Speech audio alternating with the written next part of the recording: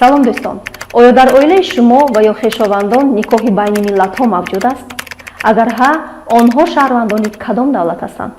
давоми 2 ҳафтаи ахир мо дар саҳифаҳои иҷтимоиямон бо ин суол пурсиш гузаронидем. 174 нафар иштирок намуданд. иштирокчиёни пурсишнома мегӯянд асосан бо шаҳрвандони Ӯзбекистон, Қазоқистон, Қирғизистон, Русияю Туркманистон никоҳ бастаанд.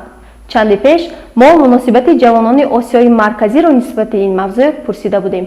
нигоҳи аксарият мусбӣ аст. аммо омори никоҳи тоҷикистониён бо шаҳрвандони хориҷӣ солҳои ахир кам шудааст. аз рӯи маълумоти сабти асноди ҳолати шаҳрвандӣ шумораи никоҳи шаҳрвандони тоҷикистон бо шаҳрвандони хориҷӣ дар соли 2022 95 ададро ташкил медиҳад ва ин рақам нисбат ба соли пешин қариб 50% кам аст.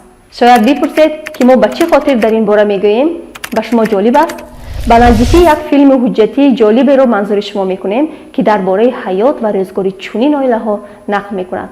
моро пайгирӣ кунед.